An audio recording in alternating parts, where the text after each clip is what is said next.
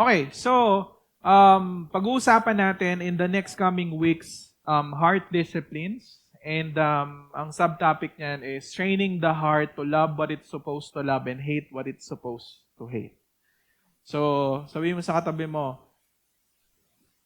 you need to love what you supposed to love and hate what your heart supposed to hate.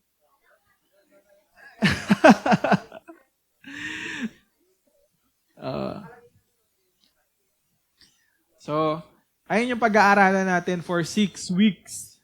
Yan. So, this is heart disciplines.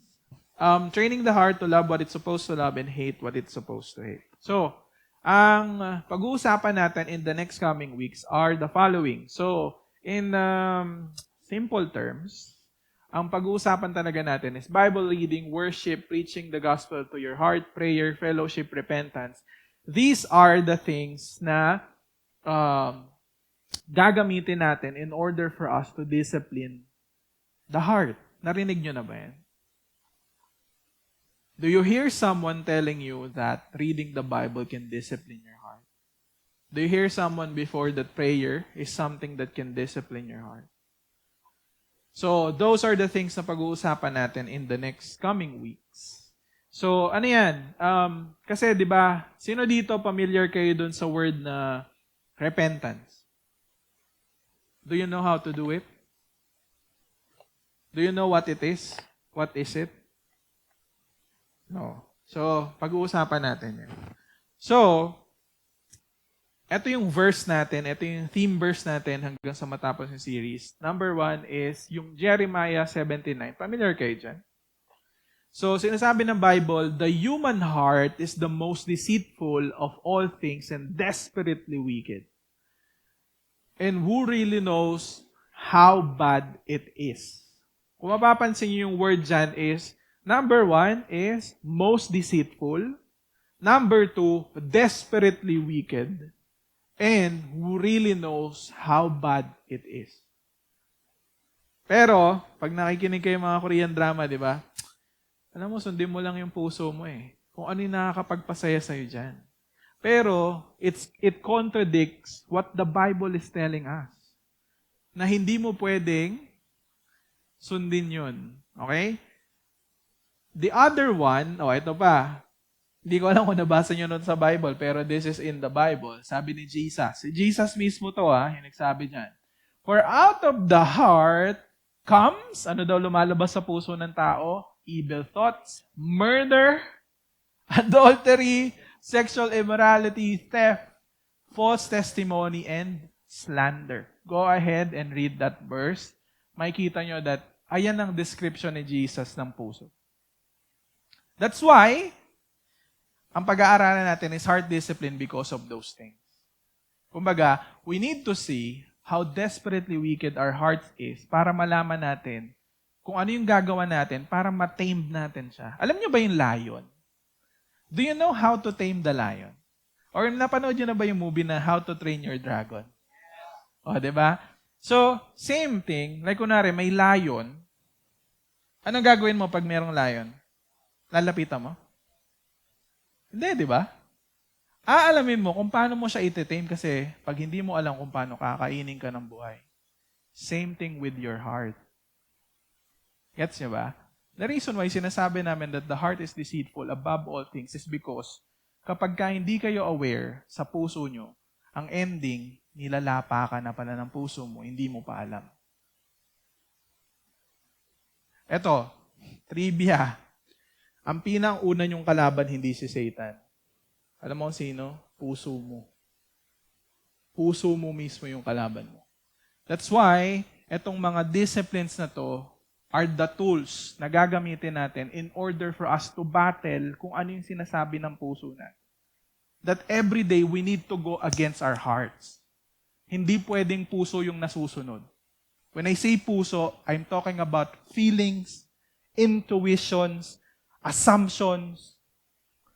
Diba? That's where, ayun yung mga lumalabas sa puso natin. That's why, hindi tayo nagdadwell doon.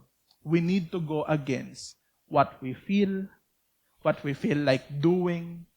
Kasi nga, ang ending nun, unti-unti kang, alam mo, nakakita na ba kayo nung yung parang naaagnas?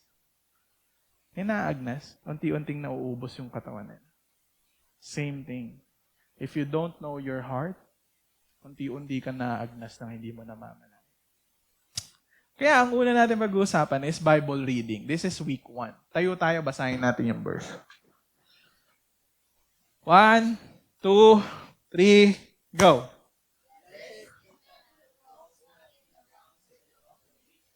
Nor stands in the way of sinners, nor sit in the seat of scoffers. But his delight is in the law of the Lord, and in his law he meditates day and night. He is like a tree planted by the streams of water that yields its fruit in season, and its leaf does not wither. In all that he does, he prospers. The wicked are not so, but are like chaff that the wind drives away. Number 5, 6. Therefore, nor sinners in the congregation of the righteous. For the Lord knows the way of the righteous, but the way of the wicked will perish. Let's pray. Lord, marami pong salamat, Panginoon, for this moment na binigay mo sa amin so that we can talk about your word. Patuloy mong buksan ang aming mga puso, Lord. Tanggalin niyo po yung lahat ng kasinungalingan na pinaniniwalaan namin. And may our hearts, Lord, replenish, Panginoon. At this very moment, as we hear your word, patuloy mo kami, Panginoon, na turuan. Patuloy mo kami, Panginoon, na maging aware, Panginoon, especially sa aming mga sarili. Patuloy mo, Panginoon, na ipakita sa amin, Panginoon, yung mga bagay na kailangan namin baguhin. Patuloy mo ipakita sa amin, Panginoon, that in the midst of the things that are happening in the world, Panginoon, you are there. You are for us. You are with us, Panginoon, and you love us and you still care for us, Panginoon. That your love, Lord, will remain, Panginoon, when everything is taken away from us, Panginoon. Mananatili pa rin yung pag-ibig mo sa amin because of your Son, Jesus, Panginoon. Patuloy nga, mamausap ka sa mga puso na nandito, Panginoon. And I hope and pray, Panginoon, that every word, Panginoon, na manggagaling sa iyo, Panginoon, will penetrate the hearts ng mga youth na nandito, Panginoon, so that their lives will be changed, Panginoon. And hindi sila ma-overwhelm, Panginoon, ng kanilang mga puso. But the puso, Lord, will be tamed because they know you and they know, Panginoon, how to tame it, Panginoon, so that, Lord, they will not be eaten alive by their hearts, Panginoon. We bless you. We honor you. In Jesus' name. Amen. Sige. Start na tayo. So, ito yung mga sasagutin nating question as we move forward sa ating series. Number 1, why heart? Why do we need to discipline the heart? Number 2, so kanina binigyan ko na kayo ng glimpse. Number 2, how does the world form and shape our hearts? And number 3, does meditation and reading the Bible change the heart? And number 4, how, who, and what do I need to meditate in the Bible to shape and mold my heart moving forward? Sige, doon muna tayo sa number 1. Why heart and why do we need to discipline the heart? Ano ba yung, ba't kailangan natin siyang i-discipline? So kanina, pinakita ko na yung verse that it's the most deceitful thing. Diba? Lagi kong sinasabi sa inyo, kung meron mang isang tao na nanloloko sa inyo most of the time, hindi yun yung ibang tao. It's your heart. It's yourself. Kaya minsan, pag malungkot ka, tanungin mo yung sarili mo, bakit ka malungkot? It's because of you. Pero ang ginagawa natin, we blame other people dahil malungkot ka. Pero in reality, if you think about it, the reason why you are lonely is because of you. Okay. So that's one. And then, out of the heart comes evil thoughts. Kasi ang context nito, nakita ni Jesus or nakita ng mga Fariseo na, ba't yung mga disciple mo hindi naghuhugas ng kamay? Kasi daw, madumi daw yon. Dumudumi daw sila kapag hindi sila naghuhugas ng kamay, kapag kumakain sila. Tapos biglang sinabi ni Jesus, hindi yung pumapasok sa bibig mo ang nagpaparumi sa'yo. Kung ano mismo yung lumalabas sa'yo. Bakit? Kung ano yung mismong galing sa loob mo, ayun mismo yung madumi. Ano yung meron sa loob natin? Yung puso. That's why sinabi niya na out of the heart Doon nanggagaling lahat ng karumihan. Trivia. Oh, ito, may trivia ako sa inyo. Nakuha ko lang yan. May source dyan. So, hindi galing sa akin yan. Sabi doon, wherever you go, there you are.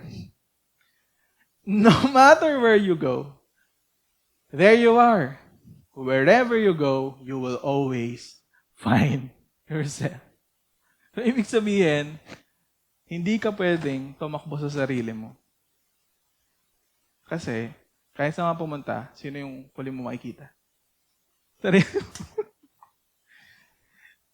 Can you imagine? Ganito kasama yung puso mo. Tapos anywhere you go, kahit anong gawin mong paglayo sa kanya, makikita at makikita mo pa rin siya. How horrible that is. Yung bagay na gusto mong takbuhan, hindi mo matakbuhan kasi anywhere you go, lagi mo siyang nakikita. And there's no way for you to, unless tanggalin mo yung puso. Pero tapos na rin yung buhay mo noon. Right? But, sabi ko dito, every human being with a heart thinks na sa needs and wants ko lang iikot ang mundo, nothing more and nothing less. Ito yung pinaniniwalaan ng mundo. Ito yung pinaniniwalaan ng puso mo, whether you like it or not. If you are a human being, ito yung pinaka nasa center ng pinaniniwalaan natin bilang tao. Pansinin mo, lahat ng mga bagay na ginagawa mo for the whole day, it's always for you. It's always for your own benefit. It's always for your own happiness. It's always for your own satisfaction. Lahat ng bagay na ginagawa natin is always for that. Alam mo kung bakit? Sabi ni Aristotle, all men seek happiness. And the greatest motivation kung bakit ginagawa ng mga tao yung ginagawa natin is because we want to be happy. And we want to get that happiness from the things na ginagawa natin. Napansin niyo ba? Ano madalas na ginagawa niyo? Bagay na nagbibigay ng aliw sa'yo. Do you know how dangerous that is? I will remind you of that. That's dangerous. Okay. Ito yung pinaniniwalaan natin. Every human being with a heart. So, sino walang puso? Lahat tayo meron. Sa needs and wants ko lang iikot ang mundo, nothing more and nothing less. Number 2, wala akong pake sa nararamdaman mo. Kung ano ang nararamdaman ko ay nang mas mahalaga. Narinig mo yung sarili mo sinabi yan? Yes! Diba? Pipiliin ko lagi ang sarili ko above all else kasi sa uli, ako pa rin ang pinakamahalaga. You always hear that. Kailangan ba ituro pa sa'yo yan? Hindi. Kasi, ayan yung default. Alam niyo yung cellphone? Di ba, ang dami laman. Dami mo na in-install. Pag ni-restore mo siya sa default, ano mangyayari? Mawawala lahat, pero nandun pa rin yung default setting niya. Same thing sa puso. Pag ni-restore mo yan, di-default setting mo siya, ayan yung default mode niya.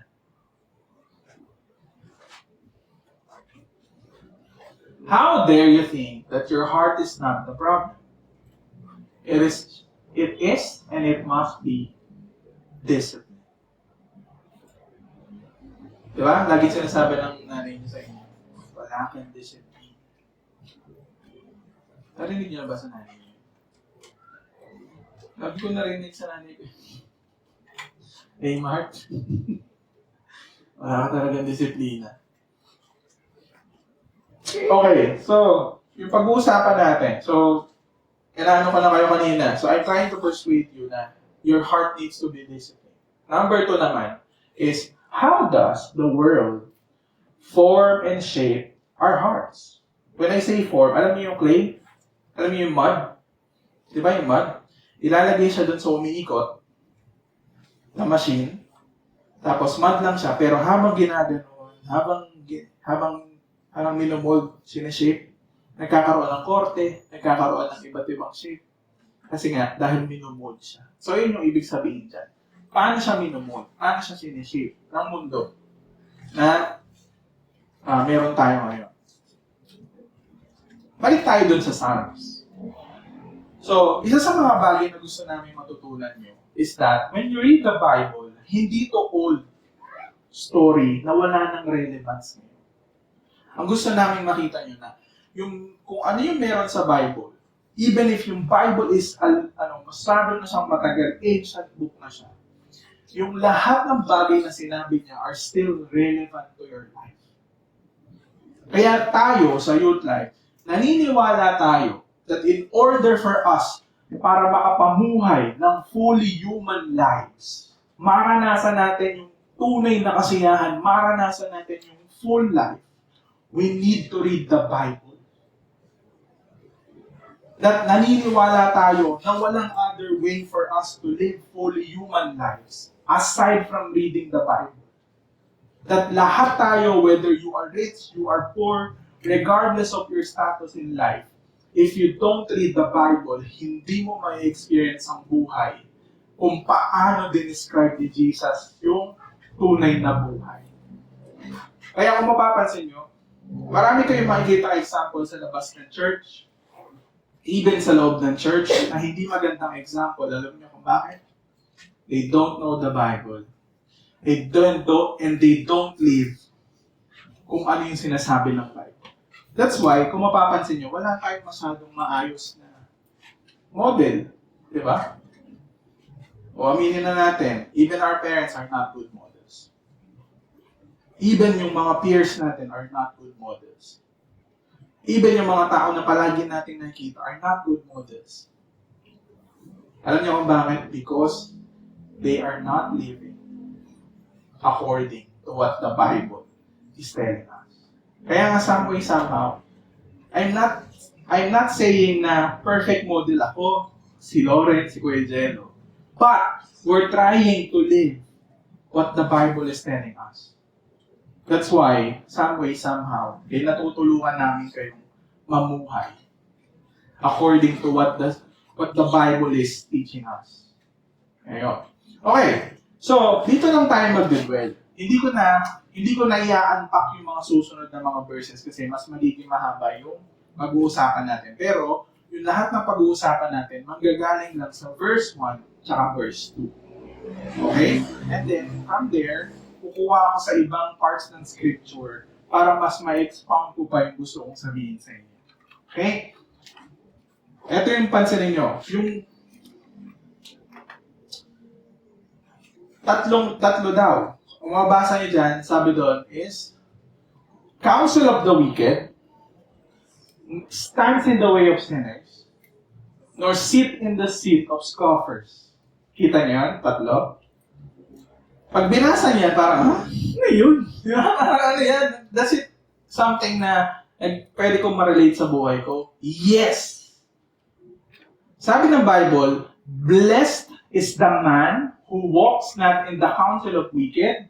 Progressive yan, guys. Pag binasa niyo yan, blessed is the man who walks in the counsel of wicked. Yung susunod, if you walk in the counsel of wicked, yung susunod na pattern or yung magiging susunod na step mo is stands in the way of sinners. Kasi yung susunod daw doon, kapag ginawa mo yun, is you will sit doon sa seat ng mga scoffers. Yung mga scoffers, ito yung mga nasa, yung mga tambay. Ay, ang pangit niya. Yung gagawin yung nagkikriticize na kala mong pupogi nila, diba? That's one example that.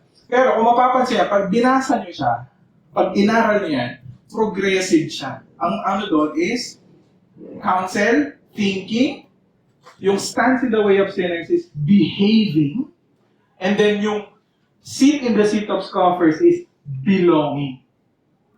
Thinking, yung isa, behaving, number 3, belonging. Mamaya ipapakita ko. Nakita nyo, ganun nyo siya basahin pag nagbabasahin ng Bible. Paano kaya yung progress nito? Hindi, ito yung ano ko sa inyo. Hindi nyo kailangan magbasa ng sobrang daming verses, sobrang daming books sa Bible. Look at one verse, tignan mo yung lalim niya. Kasi di ba, tingnan mo, one verse lang yan. Pero pag-uusapan natin siya hanggang sa matapos yung sermon. So, ibig sabihin, ganun siya kalalim. Na hindi lang siya basta verse. But itong verse na to can give you a lot of insights para malaman mo kung paano ka ba dapat mabuhay or mamuhay bilang tao. Okay? Anyway, move forward tayo. Counsel of the wicked stands in the way of sinners and sit in the seat of scoffers. So, isa-isahin natin. Thinking, practicing, di ba kayo behaving? Practicing, belonging. Paano yun nangyayari? Di ba? Pag may nalaman ka, anong gagawin mo? Ganun pala yun. Kailangan pala, hindi mo ilagay yung onion sa loob ng ref. Nagkaroon ka ng knowledge. Anong ginawa mo? Nakakita ka ng onion, tsaka ng sibuyas sa bahay mo.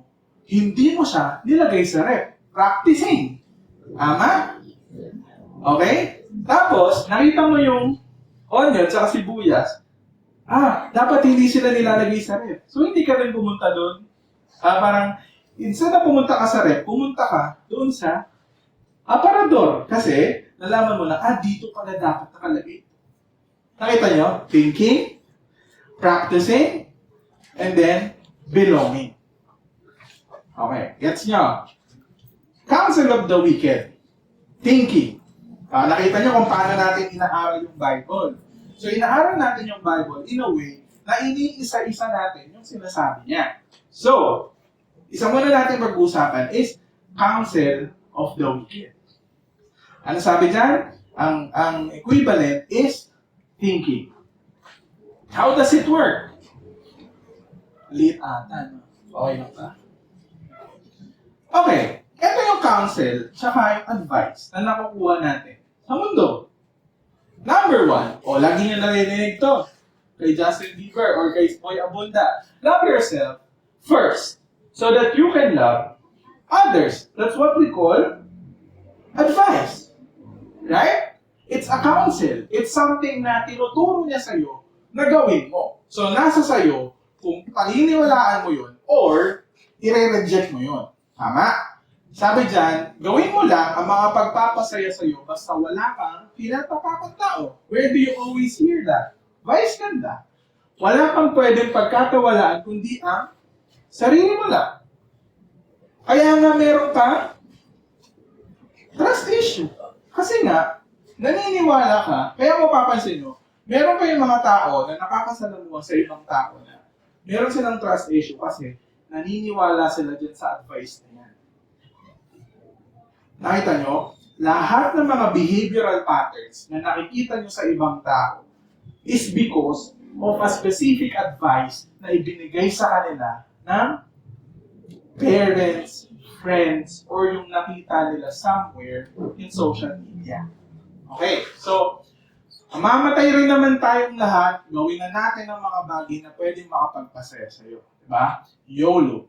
Ang mahalaga, masaya ka, hindi mo na problema yung nararamdaman ng ibang tao. Tama? You hear that? Hindi mahalaga sinasabi ng ibang tao. Pakinggan mo lang kung ano yung sinasabi ng puso mo sa'yo. Ano pa? Yung feelings mo is the most important thing. Dapat, ayun ang i-priority mo more than or over everything else. Diba? You always hear that. Madalas to sa mga Americans, sa mga individualistic country. Diba?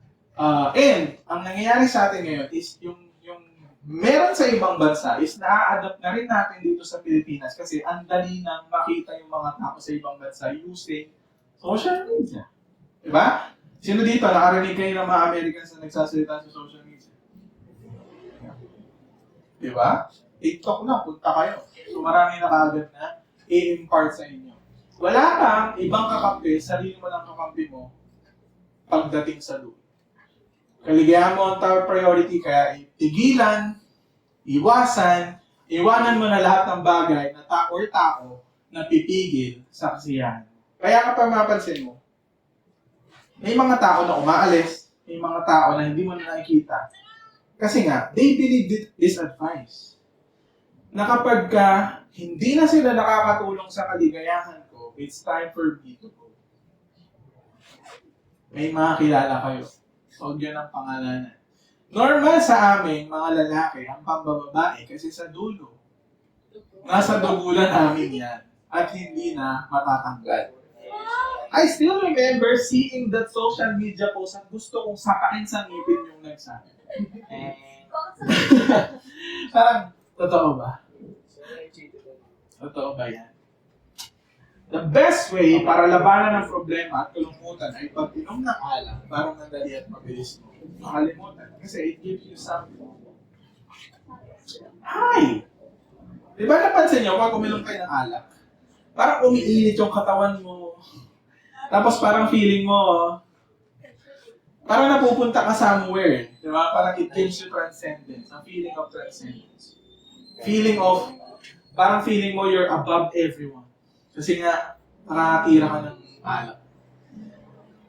Minsan lang naman, hindi na madalas, kaya okay lang. Wala namang ibang makakita at makakaalam. Sure? Lahat ng bagay na itinatago will eventually be released and then makikita ng iba. Marami na kaming kwento na tinatago, tapos magulat sila. Akala namin, di namin alam. Alam namin. And, ang ending nun, akala nila, alam mo yun, di nila alam na sinisira na sila. Ayun yung mahirap. Kaya kung mapapansin mo yung mga nagtatago, sila pa yung mas madalas na napupunta dun sa mas maserableng buhay kasi hindi makatulog, ang daming iniisip. Diba? Positive lang dapat tayo all of the time. Iwasan natin at isang tabi lahat ng negative ng buhay dahil hindi sila mahalaga. So, lagi yung sinasabi sa inyo, di ba? That when you converse with other people, huwag ka mag-gano ng facade. Don't pretend that everything is okay. Kailangan nilang makita yung tunay na nararamdaman nyo. Or tunay na nangyayari sa buhay. Diba? At ito, meron kayong ipinakilala sa mga kaklase nyo na hindi naman talaga kayo. Taas kamay. Ha? Meron kayong ipinakilala sa mga kaklase nyo na hindi naman talaga kayo. Meron kayong isang aspeto ng sarili nyo. Ako dati, I still remember nung high school. Ang dami maganda. Sabihin ko ba sa kanila na, alam mo, hindi ako nagtututras pag umaga. Wala kasi kaming pambiling toothpaste. Do you think I will tell them that? No. Pero totoo yun. Nung high school ka ko, wala akong pambili ng toothpaste at hindi ako nagtututbrush ng umaga. Pero, tinatago ko yun kasi ayaw kong makita nila. Candy na. Para pag huminga ka, di ba? Amoy Max. Pero, hindi mo pwedeng itago yung katotohanan na mahirap lang kayo. Okay lang yun. Alam nyo, kung babalik man ako ng high school, sana natutunan ko na hindi ko itago yung mga bagay na totoo naman talaga. Sobrang naging mabigat yung buhay ko nung high school kasi I was trying to pretend to be someone I'm not.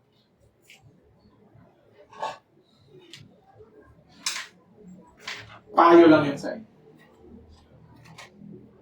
Okay lang maging tamad. Basta, di ka naman pagod. Tinanggal mo yung di ka naman pagod. Yan, pre. Sabi nino yan, patay na yan ngayon si Tado. Si Tado, yung komedyanteng mahaba po, binalatan na ako. Kasi namatay na siya. Hindi na tagal na. Basta ang motto niya, okay lang na tamad, di ka dapat, basta di ka pagod.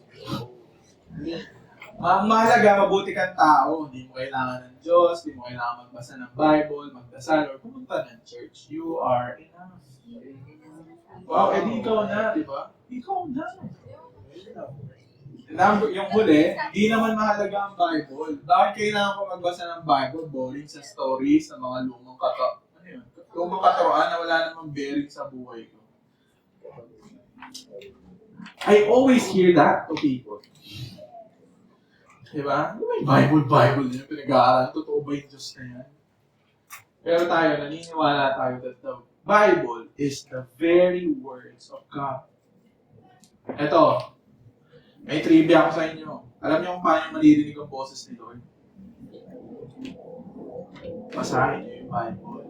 Gusto niyo mas malakas yung boses niya? Lakasan mo yung pagbabasa. Lakasan mo, para marinig mo, di ba? Kung ginasa mo yun, di ka nagsasalita. Siyempre, di ba? Mahina lang yun. Pero pag nilakasan mo, maririnig mo na yun, di ba? That's how you hear the Word of God. Or yung words na nagagaling kay Jesus. Huwag kayong maniniwala dun sa, naririnig mo lang si Lord dito sa tenga mo tsaka sa puso mo. Please, don't believe that. That's a lie. You go to the Bible and you read it. You read the Bible para sure ka na si Lord mismo yung nagsalita or si Lord mismo yung nakausap mo. Hindi ko alam kung nakapunta na kayo sa ibang mga churches, pero uso kasi yun. Di ba? Salita sa akin si Lord, ito yung sinabi niya. Binasa mo ba yung Bible? Hindi. Sinabi niya lang, paano niya sinabi sa'yo na hindi ka nagbabasa ng Bible? Paano ko paniniwalaan yung sinabi mo kung hindi naman nang galing sa Bible? Hindi ka nagbabasa ng Bible. Tapos sabihin mo sa akin, nag-i-speak si Lord sa'yo. Excuse me, God is not speaking to you. You need to read the Bible so that you can hear the very words of God. Kaya huwag kayo maniniwala dun sa, alam mo, may nakita akong story na ganito, ganyan, na ganyan, na ganyan. No. If it's not in the Bible, don't believe those lies. Lagi niyong sasalain yung sinasabi ng ibang tao sa inyo. Pag hindi sinabi ng Bible yon at sinasabi na si Lord mismo yung nagsabi sa kanila, huwag niyong paniniwalaan. Sige, sinasabi ni Lord, asan yan? Hanapin natin. Pag hindi nila maipakita, ibig sabihin, that's wrong. It's not God. Kasi maraming ganyan yung mga stories dati. Still remember yung panahon pa namin nila Kuya Zero dati. Ay, mga Angelica Sembrano na pumunta daw siya ng impyerno, tapos nakita niya yung mga demonyo, yung chuchucho. I never seen that in the Bible. Kung hindi ko yan nakita sa Bible, wala akong pakialam sa experience mo, sa nakita mo, whatever it is. If it's not, kung hindi ko siya nakita or nabasa sa Bible, I will not believe what you say. Diba?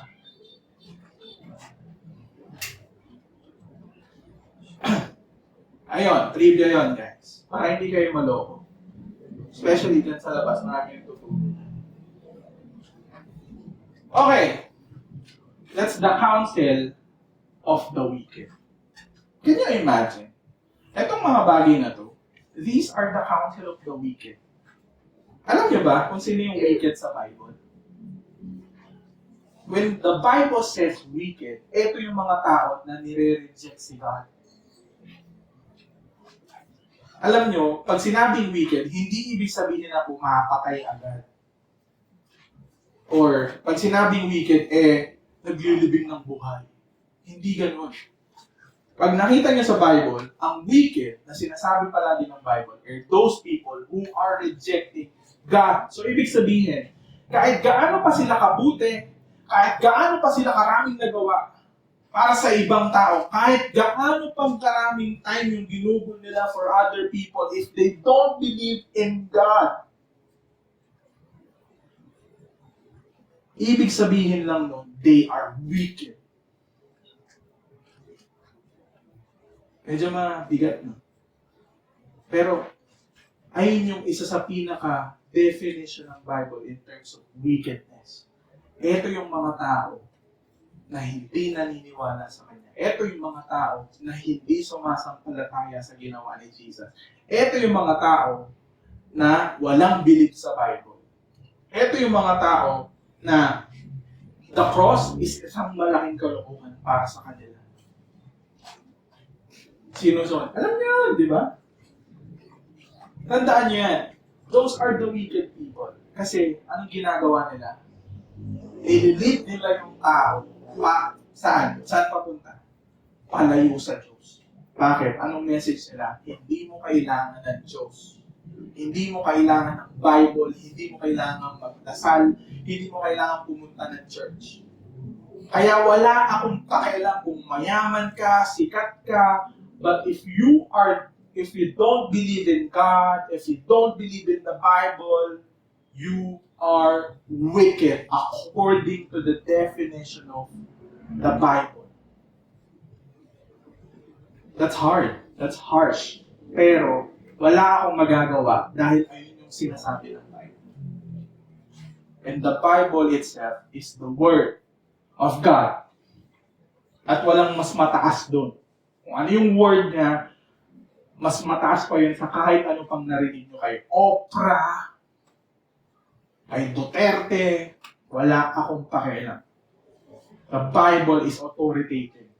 Ibig sabihin, the Bible is the final word na nanggaling mismo sa Diyos at hindi mo pwedeng baliwalin. Okay? Sinabi dyan that stand in the way of sinners means you are now practicing the things of the world, values, away from the presence of God. Diba? Kung mapapansin nyo, yung una, tignan nyo to kuha kayo doon ng isang advice. Kuha tayo ng isang advice dito. Gusto ko yung feelings mo is the most important thing. Dapat tayo lang i-priority more than everything. Pag pinaniniwalaan mo yan, ano mangyayari? Pag pinaniniwalaan mo isang bagay, you will stand there. Tapos sasabihin mo, sinabi niya na, dapat hindi mo sundin yung feelings mo. Ano sasabihin mo sa kanya? No! I need to follow my feelings. Tama? Kasi yun yung pinaniniwalaan mo. You will stand in the gap. Kakalabanin mo yung mga nag-a-against sa'yo. Diba? Yan yung gagawin mo. And then, anong gagawin mo in the next process? Maghahanap ka ng mga tao na pareho ng pinaniniwalaan. Kayo. Naniniwala ba kayo? Na feelings is more important than anything else. Sabihin nila, yes! Dami nyo na. Kasama na kayo. Ayun yung mga hindi naniniwala sa mga feelings. Kami, ang naniniwala sa feelings. Okay? From thinking to practice, and then you belong to a specific group. Ayun yung huling nangyayari. So, ayan yung huli.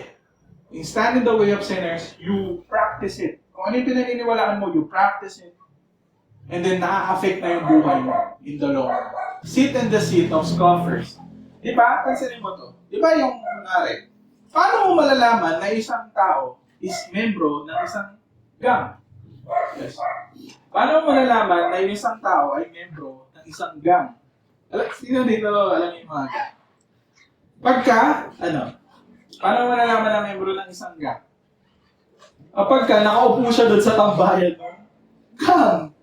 So, ibig sabihin, they see their belongingness doon sa isang gang ngayon kasi nandun siya sa kung saan sila nagtitipon. The same thing. Finding your belongingness outside of God. Pansinin mo, pinaniwalaan ka, tapos itong pinaniniwalaan mo has nothing to do with God. Ang gagawin mo doon is ipapractice mo yun, tapos maghahanap ka ng ibang tao na maniniwala doon sa pinaniniwalaan. Na hindi nyo kailangan ng Diyos. Na hindi nyo kailangan pumunta ng church, na hindi nyo kailangan magdasal, na hindi nyo kailangan yung mga bagay na because lahat ng bagay na are just nonsense. At hindi siya na nakakapag-add up sa kaligayahan natin. Pero, this is contradicting to what the Bible is telling us. Kasi ang sinasabi ng Bible is, if you are happy, if you want to be happy, una, you need to have good advice. Number 2, you practice that advice.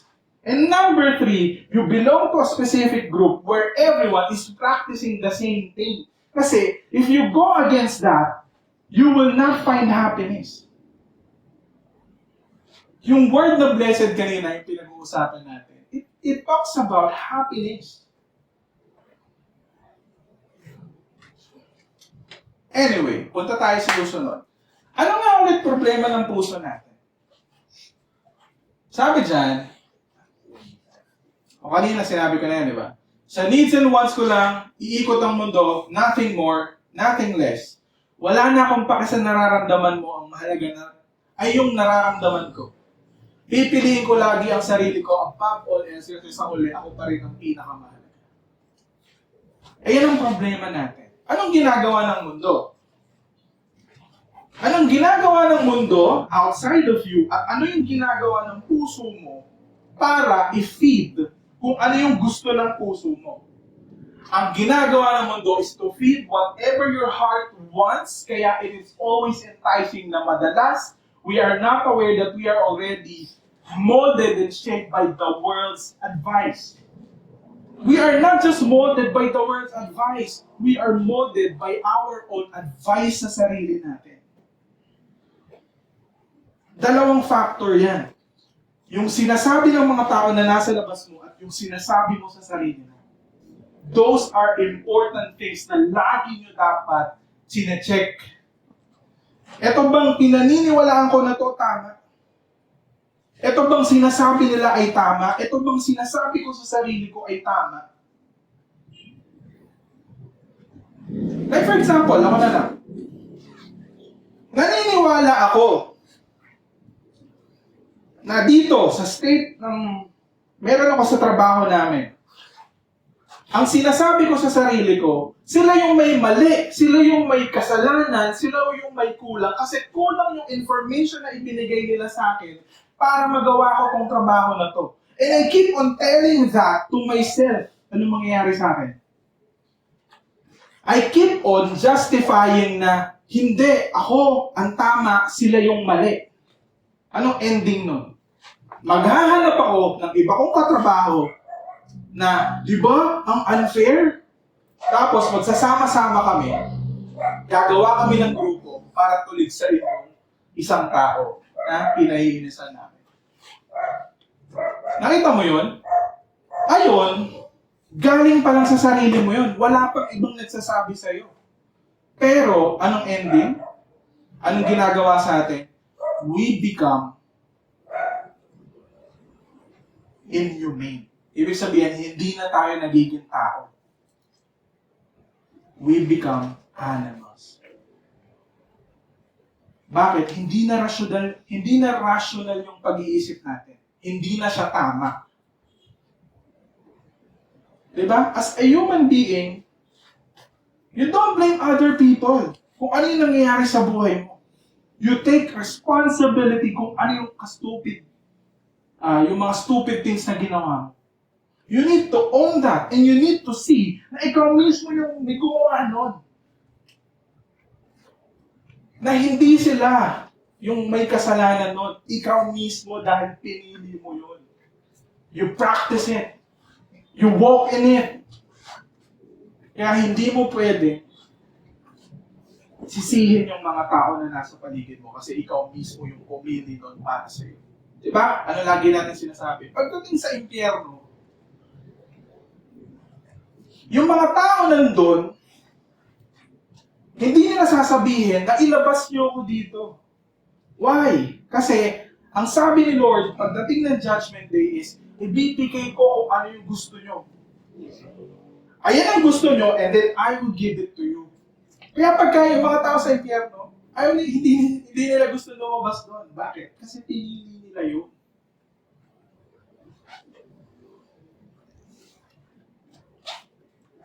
Kasi, alam mo kung ba't nila pinili yun? Yung puso nila, kalyado na. Na-form na. Alam nyo ba yung clay? Diba habang basa yun, namomold mo. Nasi-shape mo sa kagustuhan mo. Tama? Pag natuyo na yun, sa tingin mo, you can still shape it according to what you want it to be? No! Bakit? Tuyo na. Final na. Kaya pagdating ng Judgment Day, yung mga tao na nasa impyerno, tapos na. na-mold na yung puso nila. Kaso ang problema, hindi si Lord yung nag-mold. Puso mismo nila yung nag-mold doon, kaya hindi na sila makaalis. Kaya di ba, sabi doon, sabi ni C.S. Lewis, yung pintuan ng impyerno sarado sa loob at walang bukasan sa labas. Bakit? Ikaw mismo nagkantado sa sarili mo. How horrible that is. Walang ibang pwede maglabas sa'yo doon. Sarili mo. Okay, una na tayo dun sa thus meditation and reading the Bible. Change the heart. Blessed is the man who walks not in the counsel of the wicked, nor stands in the way of sinners, nor sit in the seat of scoffers, but his delight is in the law of the Lord, and on his law he meditates day and night. Blessed, happy, satisfied, joyful yung isang tao na hindi ginagawa yung bagay na yun at yung puso niya is nandun sa pag-meditate ng salita ng Diyos. Yun pala yun, kuya. The word law, yung word na law, yun sa verse 2, can be translated as instructions that comes from the Word of God. Instructions. Alam niyo ba instructions? Di ba? Pag-exam? Get a 1/4 sheet of paper. Pagkuha mo, 1/2. 1/4! Ma'am, 1/4. Tatanungin mo pa yung dyan, di ba? Sir, 1/4. Nagigil. 1/4 nga. Instruction. Binabigyan kayo ng instruction. Kuha ka ng lapis, di ba? Sulat mo to, i-shade nyo. Shade po, ma'am. I-shade mo nga, di ba? I-shade mo. Binibigyan ka ng instructions kung paano mo sasagutan yung examination. That's what the word instruction is all about. Ngayon,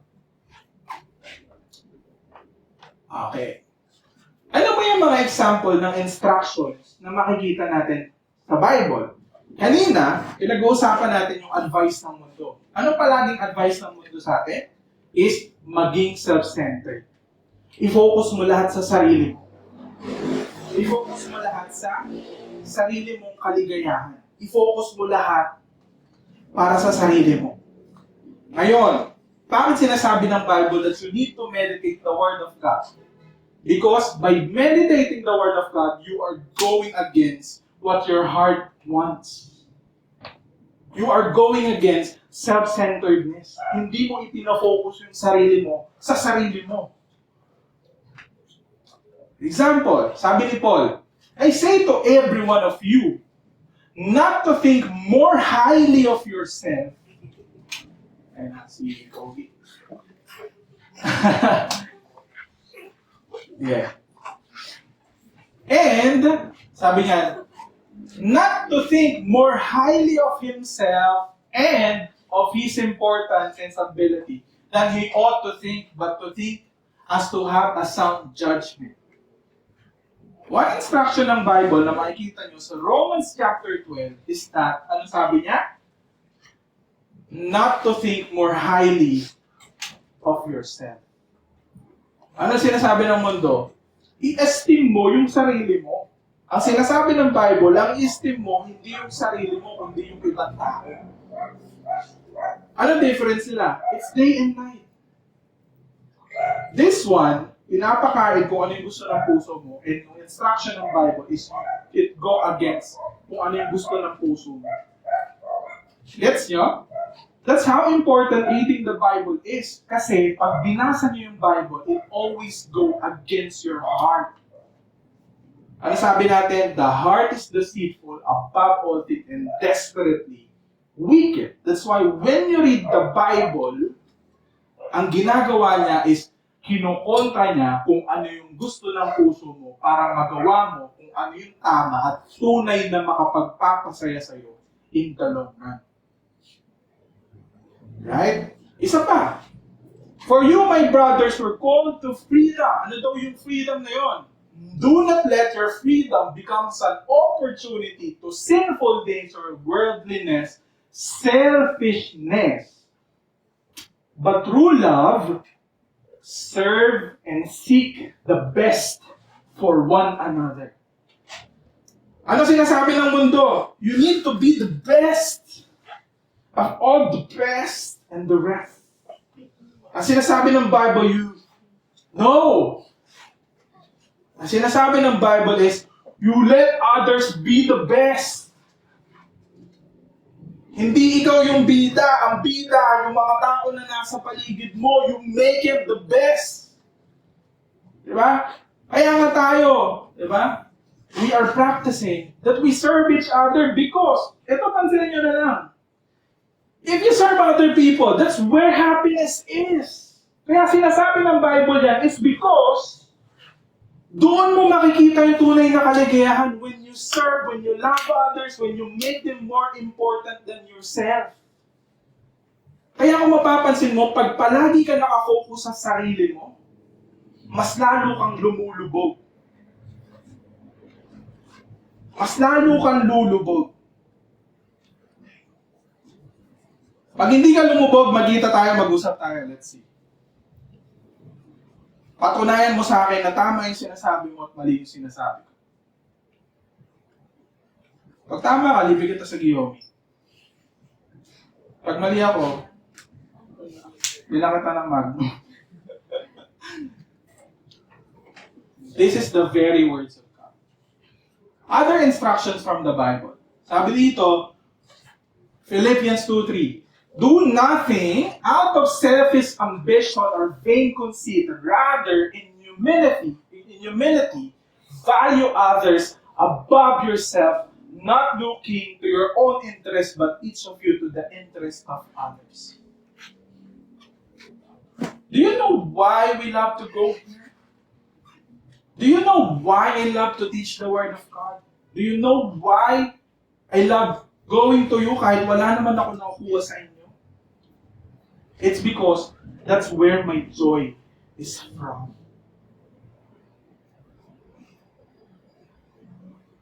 Sa tingin niyo ba may nakukuha kami dito? Wala kami nakukuha dito. Na dapat itong talk na to, kumikita ako dito. But you don't want that.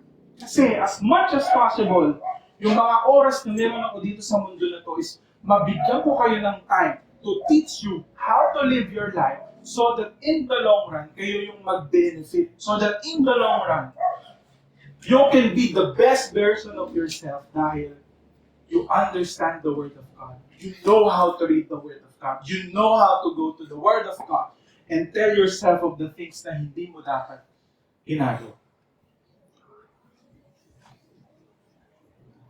Sometimes, I don't want to preach. Sometimes, I don't want to go here. I don't want to see you. Minsan, napapagod na ako. Ayoko nang pumunta dito. Diba? Alam niya yan. Alam niya yung feeling na yan. Pero,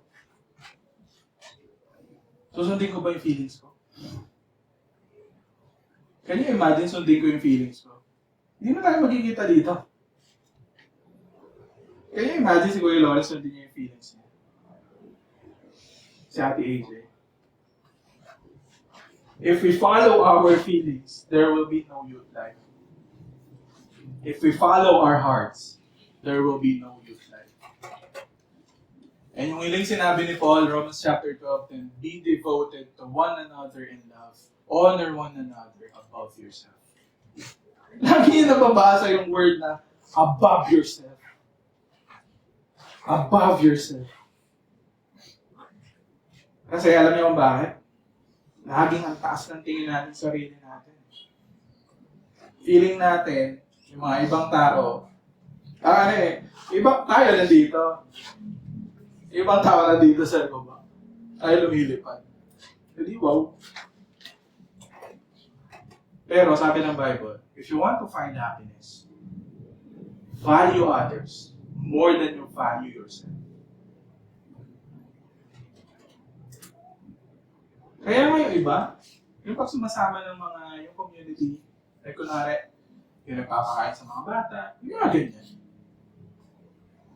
Pag tinanong mo sila, what's so special about it? And then they will tell you, wala. I'm just so happy seeing those kids smile. Alam mo yun, it's the same thing for us. Alam nyo, ang kaligayahan lang namin is makita namin kayo that you grow as person. Na, I remember si Kuya Ronald sabi niya, ang goal niya daw dun sa mga youth niya is hindi mabuntis by 18 years old. Ako, alam niyo anong goal ko sa inyo? Siguro ang goal ko sa inyo, walang papasok sa sexual relationship na hindi pa kinakasal.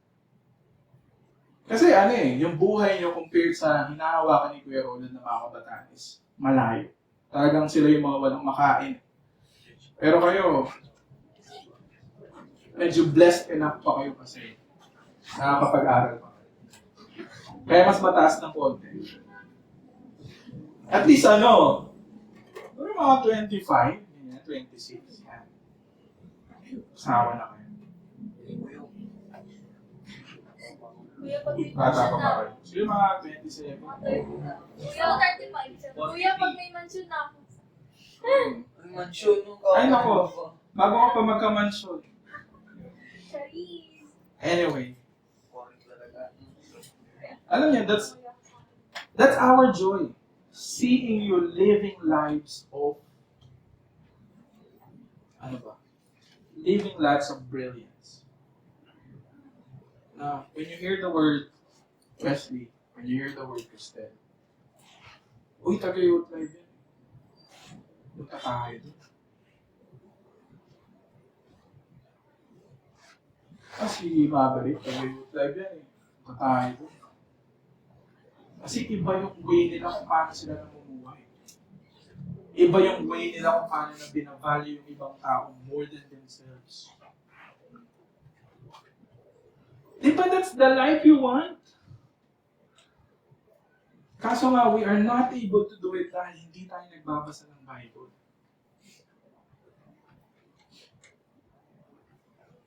Kami nagbabasa na kami pero ang layo pa namin sa katotohanan. How much more? Yung mga hindi nagbabasa. Diba?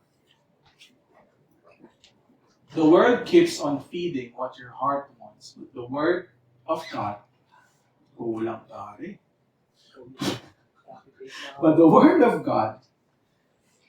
the Word go against what the heart wants. Kaya namin sinasabi sa inyo na importante na magbasa ng Bible so that yung puso nyo ma-mold nyo. Para yung puso nyo is ma-mold nyo kung ano yung sinasabi ni Lord.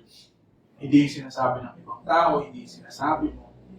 But you mold it according to what the Word of God is telling you. Diba? Kanino ba mas mahalagang boses? Sarili mo? Sa ibang tao? Or the Word of God? Siyempre si Lord.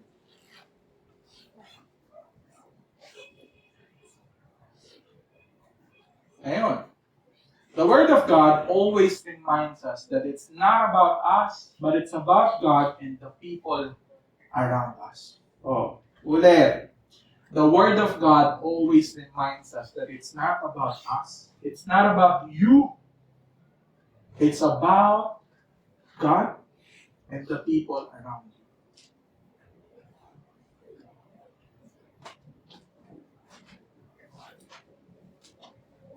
Pansin niyo ba? Yung mga mayayaman na artista, maraming pera. Anong ginagawa nila? To make themselves happy. Tumutulong sila sa iba, napansin niyo ba? Kasi, that's where happiness is found. When you value others above yourself.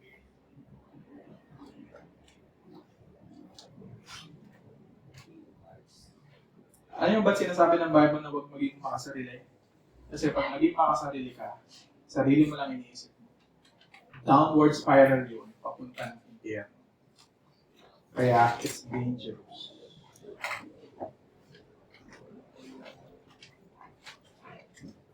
Blessed is the man who walks not in the counsel of the wicked, tumatawag na yung ate kung kumakain na sila. Nor stand in the way of sinners, nor sit in the seat of scoffers, but the life is in the Lord of the Lord. And his law he meditates day and night. The word blessed means happy. It expresses the sense of joy and satisfaction in one state or circumstance. Ang sinasabi niya is that you are able to be happy consistently regardless of the circumstances, regardless of what is happening outside of you and inside of you. That is the happiness that the Bible is giving us. Happiness na hindi mo makikita sa mundo na to. So in other words, meditating and reading the Word of God enables us to be joyful and satisfied regardless. Mali na naman yung pre. Regardless of circumstances. Sinisisi ko siya, pero ako talaga yung mali.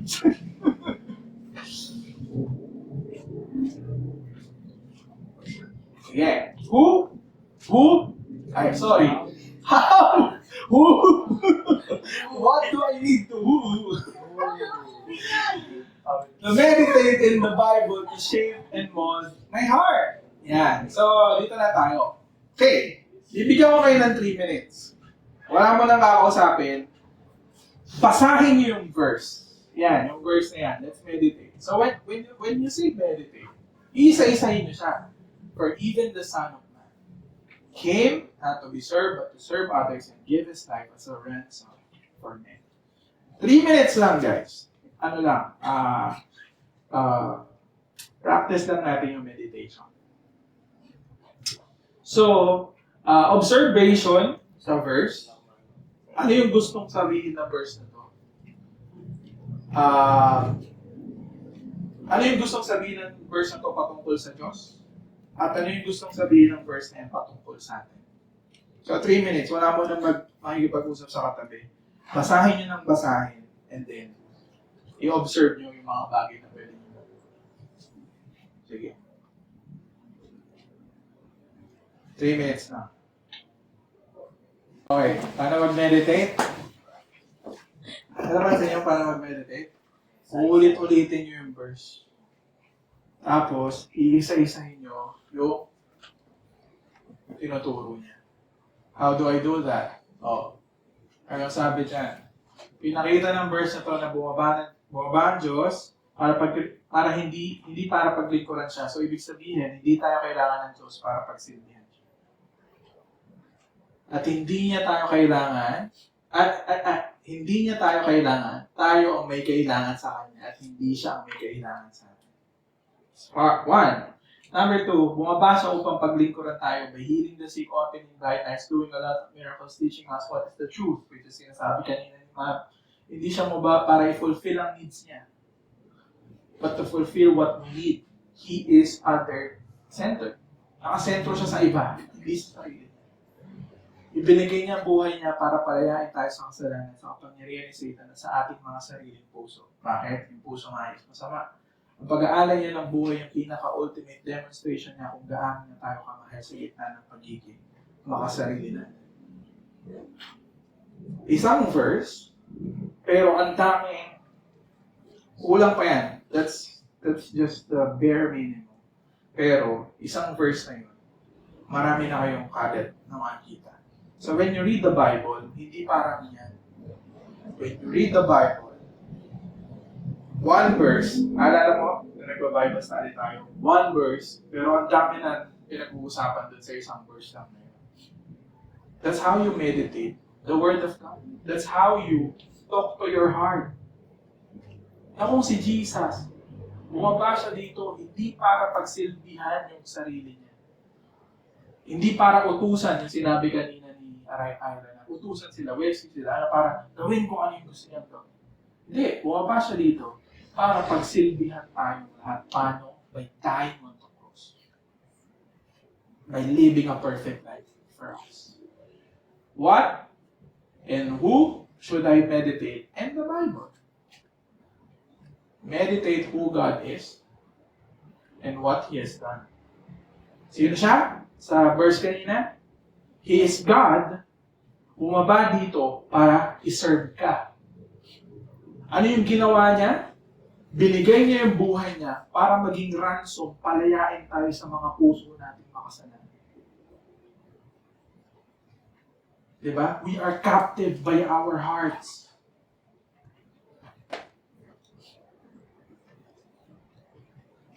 Sabi dyan, when you were dead in your sins and in the circumcision of your flesh, worldliness, manner of life, God made you alive together with Christ. Dati daw tayong patay.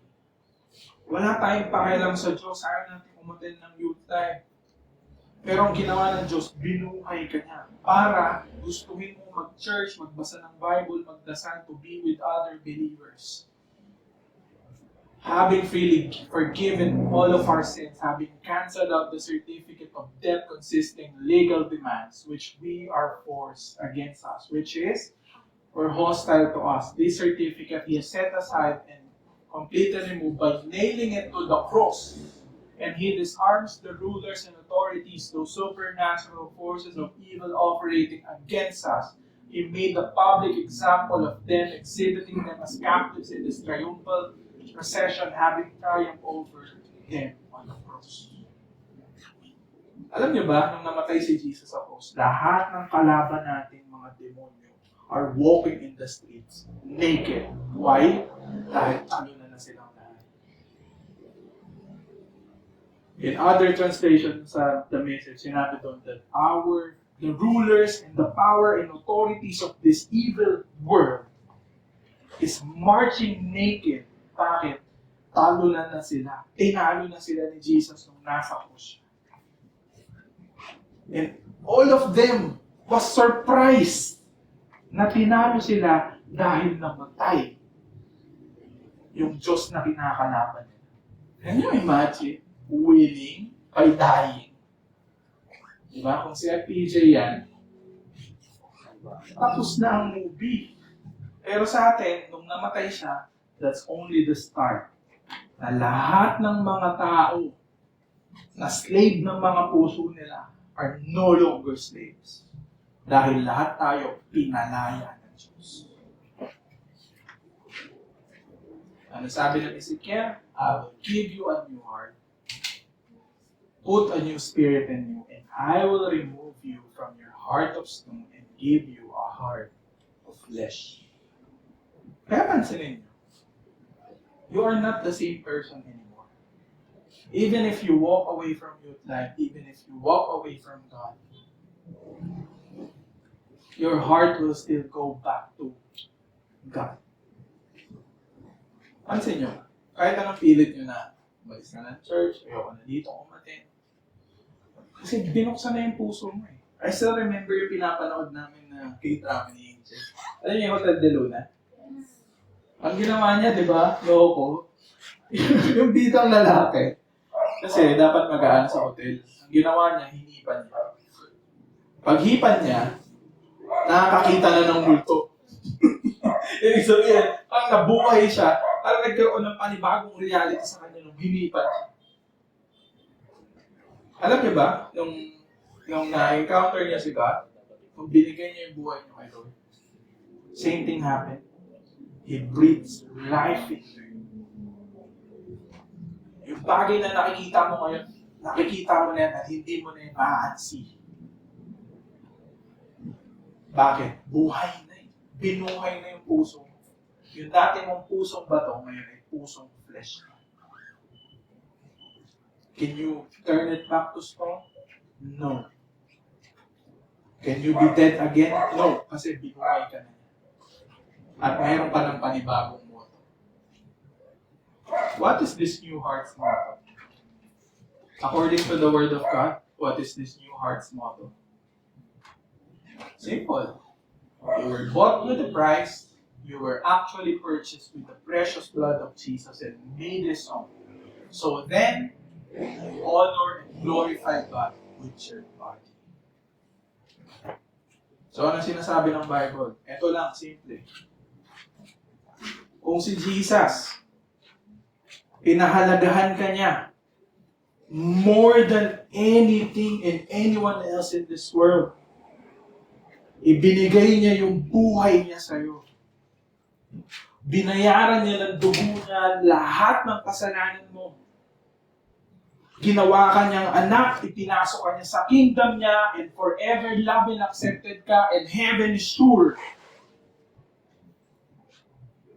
Ang sinasabi ng Bible, that is a done deal. Tapos na, ginawa niya na yung lahat para sa'yo. Ngayon, what will be your response?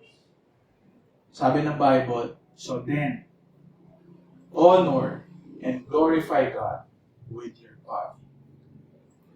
There is no other way for you to be happy. There is no other way for you to live this earth na na-experience yung joy and happiness na nanggagaling sa Panginoon. Meron lang isang way. And that is to meditate His Word. And by meditating His Word, you always go against your heart. And by going against your heart, you value other people more than yourself. Simple as that. Pero, always go back to the cross.